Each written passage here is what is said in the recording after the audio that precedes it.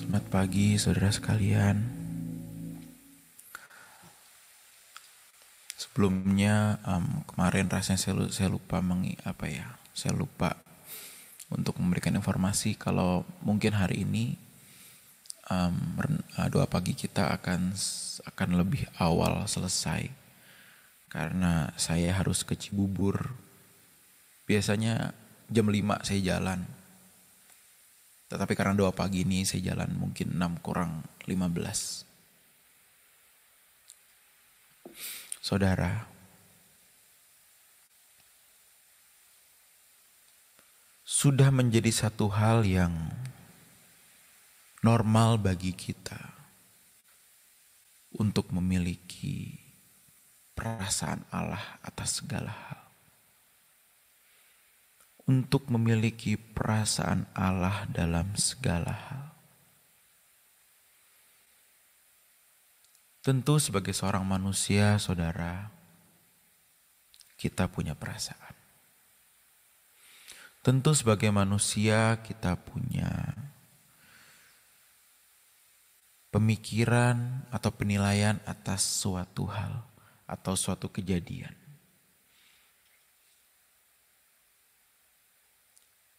Tetapi perasaan kita ini sangat amat mudah terdistorsi oleh berbagai macam hal. Sangat mudah terdistorsi oleh berbagai macam hal. Karena itu kita harus belajar, dan tadi saya sudah katakan normalnya kita itu memiliki perasaan Allah dalam segala hal, saudara sekalian. Bukan berarti kita jadi tidak punya perasaan. Tetapi perasaan kita diwarnai oleh perasaan Allah. Sehingga penilaian kita atas satu hal itu didasari oleh perasaan Allah. Hal ini memiliki implikasi yang sangat luas. Hal ini memiliki implikasi yang seharusnya bisa mengcover segala hal yang terjadi dalam hidup kita, saudara. Misalnya, kalau dulu kita memandang orang yang mengkhianati kita itu dengan rasa dendam, dengan emosi yang membara, atau dengan tujuan untuk membalas. Mereka ngomongin kita, kita omongin balik. Mereka menyerang kita di sosial media, kita pun menyerang balik. Mereka ngomongin kita sama orang lain, kita pun juga ngomongin mereka. Itu ketika perasaan kita menguasai kita. Perasaan kita yang tadi terdistorsi oleh dunia ya. Tetapi ketika perasaan kita mulai terdistorsi oleh Allah. Ketika kita melihat orang mengkhianati kita, atau kita mendengar pasangan hidup kita mengucapkan kata-kata yang mungkin menyakiti kita, respon kita akan berbeda. Kenapa? Karena penilaian kita terhadap kejadian itu berbeda.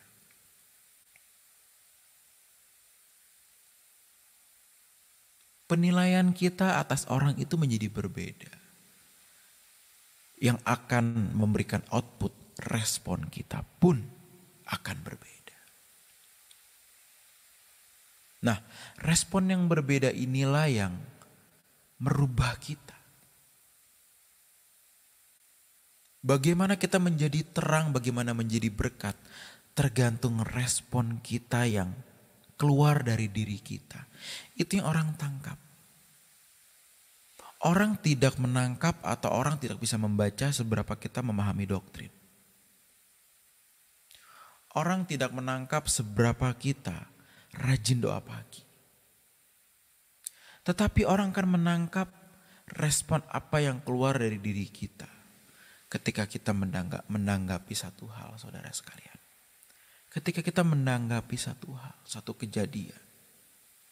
Itu yang membuat orang bisa berkata, orang ini berbeda dari orang lain.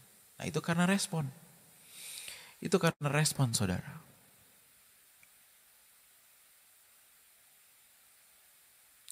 Karena itu kalau kita mau menjadi terang dan garam, kalau kita mau mewarnai keluarga kita mau mewarnai tempat kita bekerja. Start dimulai dari perasaanmu yang dirubah. Start dari perasaanmu yang diwarnai oleh Allah. Diwarnai oleh Allah.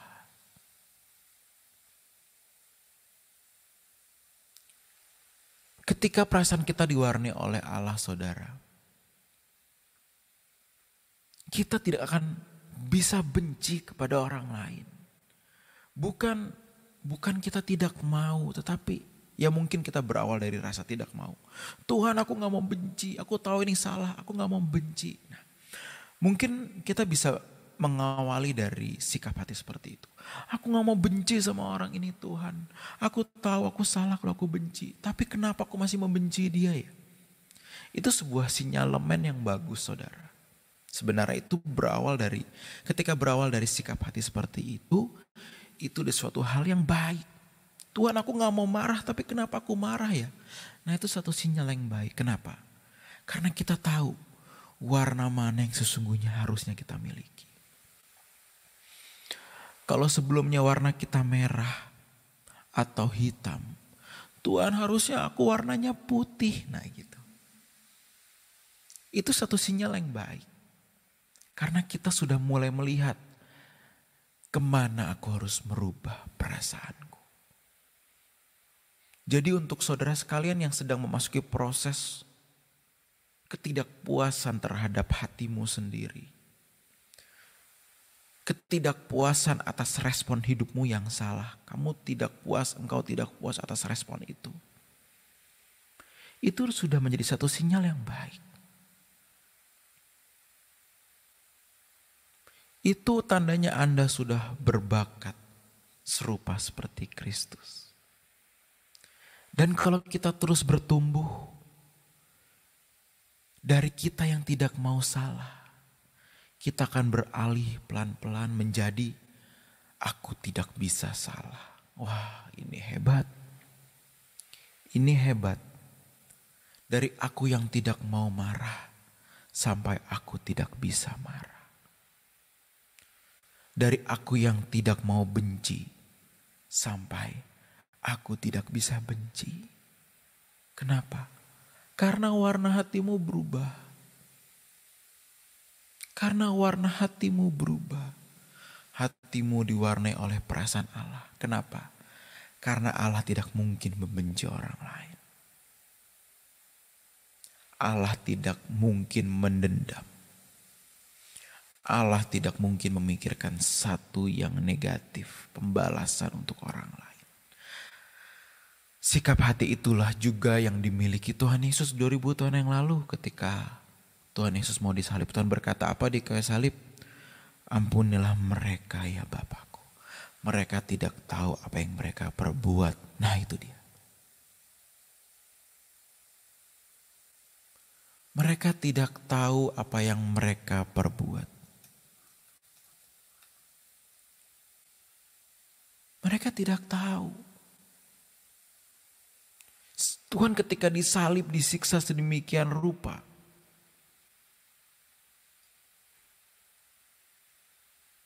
Tuhan masih bisa berkata loh, ampunilah mereka. Sama seperti Stefanus ketika Stefanus dilempari batu di dalam Kisah Rasul 7 ayat yang ke-60. Stefanus berkata begini. Di tengah kondisi dia sedang dilempari, Stefanus berkata begini. Tuhan, janganlah tanggungkan dosa ini kepada mereka. Wah hebat. Seakan-akan Tuhan sudah. Mereka tidak tahu apa yang mereka perbuat.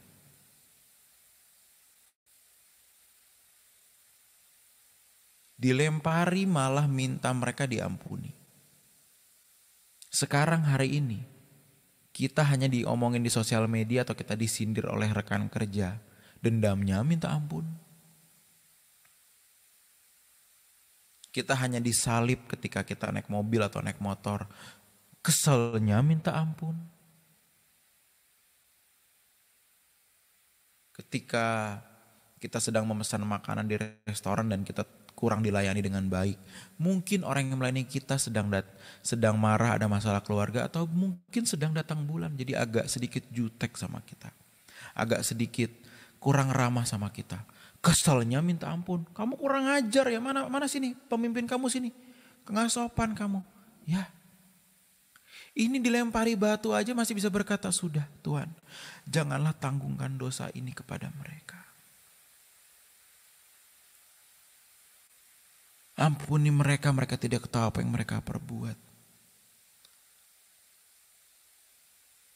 Rasanya masih jauh perjalanan kita ya saudara.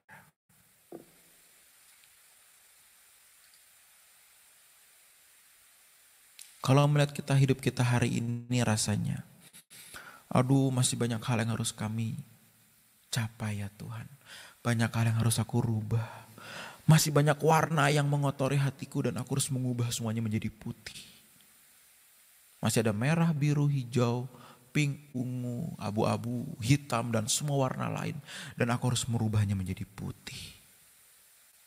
Itulah perjalanan kita sebagai seorang anak Allah. Itulah proses yang harus kita lalui dari hari ke hari saudara sekalian. Untuk itu kuncinya hanya satu. Milikilah hati yang mau dirubah. Jangan merasa dirimu sudah baik. Jangan merasa kau lebih baik dari orang lain. Jangan merasa kau telah mencapai titik rohani yang tinggi. Jangan pernah punya perasaan atau pemikiran seperti itu. Karena kau akan mentok ketika kau memiliki hati seperti itu. Aku cukup rohani ya hari ini. Aku sudah mencapai kerohanian yang lumayan bagus ya. Kau mentok di situ. Bagaimana kita bisa berkata bagus kalau ukuran kerohanian kita Kristus? Karena kita tidak bisa mengukur hal itu. Bagaimana kita bisa berkata, hatiku sudah berubah menjadi putih? Kalau kau pun tidak bisa mendalami isi hati Bapa sedalam-dalamnya. Isi hati Bapa itu sangat dalam. Dan kita akan terus mendalami hati Bapa. Dan semakin kita mendalami hati Bapa, kita akan selalu berpikir, aku masih jauh. Semakin kita mendalami hati Bapa, kita akan menjadi berkata, aduh kok menjadi makin jauh ya. Aduh kok sulit ya. Aduh kok rasanya aku masih banyak yang harus aku rubah ya. Nah begitu. Justru kalau saudara berkata, aku sudah rohani, tandanya Anda belum rohani. Saya curiga sama orang yang merasa dirinya rohani. Oh, kita pasti merasakan perubahan kita. Itu pasti, saya tahu. Kita pasti merasa perubahan nurani kita dari hari ke hari seiring dengan pertumbuhan kerohanian kita. Oh, saya tahu. Tapi jangan pernah merasa puas. Jangan pernah sudah memiliki nilai yang baik. Jangan pernah merasa puas. Karena itu milikilah hati yang selalu haus dan lapar akan Tuhan. Maka kau akan terus dipuaskan. Karena kalau kau sudah merasa puas, kau bisa dipuaskan oleh apa lagi? Tapi milikilah hati yang haus dan lapar akan Tuhan. Itulah pesan Tuhan bagi kita semua pagi ini Bapak Ibu. Sekali lagi hari ini kita selesai lebih awal. Maaf ya kemarin saya lupa untuk mengingatkan. Kadang-kadang saya masih suka skip gitu loh. Saya mesti mengumumkan apa ya. Maaf ya wajar ya. Baru seminggu ini apa? Ini hari Selasa ya. Ya baru seminggu 1 hari saya memimpin doa. Jadi kadang-kadang masih agak lupa begitu ya. Pengumuman Bapak Ibu nanti jam 6:30 malam di GSKY Rehoboth Kelapa Gading atau di Truth ID ada ibadah suara kebenaran oleh Bapak Frankie Chong. Bagi yang bisa onsite, monggo yuk. Welcome buat Bapak Ibu yang bisa onsite. Tapi kalau Bapak Ibu di luar negeri, di luar kota atau ada kesibukan mengurus keluarga atau ada pekerjaan yang tidak bisa ditinggal, online via Truth ID. It's okay. Itu saja pengumuman buat hari ini. Kita bertemu lagi besok pagi jam 5. Kalau besok bisa full sampai jam 6 ya. Terima kasih untuk rekan-rekan semua. Bapak Ibu, satu hal ya. Ini bukannya minta dukungan atau seperti apa ya. Ini saya mau ngobrol aja karena saya merasa dekat dengan saudara. Respon-respon yang Bapak Ibu berikan di kolom chat itu menguatkan saya. Benar. Tapi saya ngomong gini bukan berarti wah pengen di chat nih ya. Enggak. Saya bicara ini sebagai orang yang dekat dengan saudara. Dan saya merasa Bapak Ibu pun dekat dengan saya. Jadi thank you untuk dukungannya selama ini. Ini chatnya kan suka ramai. Thank you. Makasih Kostep, makasih Pastor, makasih Koko Epen, makasih Bapak Pendeta. Satu sisi menguatkan kita. Menguatkan saya secara pribadi. Dan Bapak Ibu, yuk saudara sekalian, teman-teman semua, yuk kita terus bertumbuh. Pasti nanti ada momen-momennya, ada waktu yang diberikan Tuhan ketika saudara bisa bertemu dengan rekan-rekan komunitas ini juga tanpa saudara sadari. Nah, ketika kita bertemu mereka, pasti ada satu kedekatan atau perasaan spesial yang Anda miliki dengan orang itu. Dengan rekan komunitas yang akan saudara temui. Saling menguatkan, saling berdoa, saling mendukung, saling menopang. Itulah gunanya satu komunitas. Begitu ya Bapak Ibu, teruslah bertumbuh dalam Tuhan. Doakan Bapak Eras yang masih di Turki. Beliau baik-baik aja. Tadi ada yang nanya bagaimana kabar Pak Eras, sudah lama gak ketemu. Beliau baik-baik saja. Kemarin beliau lagi di Kapadokia. Kalau di film-film yang kita nonton, Kapadokia is my dream mas. Nah itu ada satu istilah mungkin bagi saudara yang saya lupa filmnya apa sih, itu sempat rame kata-kata itu. It's my dream mas. Ini pasti yang muda-muda tahu istilah seperti itu. Pak Eras lagi di Kapadokia sedang naik balon udara yang besar bersama rekan-rekan yang sedang ke sana. Gak apa-apa Bapak Ibu yang belum punya kesempatan ke Kapadokia, nanti kita ke LB3 aja. Mari kita berdoa Bapak Ibu. Bapa, kami menutup doa pagi ini dengan sukacita. Dengan perasaan kalau kami mau terus berubah. Terima kasih untuk komunitas ini Bapakku, di mana kami bisa bertumbuh, kami bisa semakin mengenal-Mu. Dan mulai hari ini kami mau belajar untuk mengubah warna hati kami. Banyak warna di hati kami dan mulai hari ini kami mau merubah itu menjadi warna yang putih. Ya, itu warna-Mu ya Bapakku. Terima kasih Bapa untuk kebenaran-Mu yang indah. Dalam tangan-Mu kami serahkan hidup kami hari ini. Berkat-Mu, perlindungan dan penjagaan-Mu, kami tahu akan turun atas kami semua. Dan biarlah besok pagi kami bisa berkumpul lagi bersama-sama dalam kondisi yang sehat dan fit dan siap untuk masuk lagi ke dalam hadirat-Mu bersama-sama.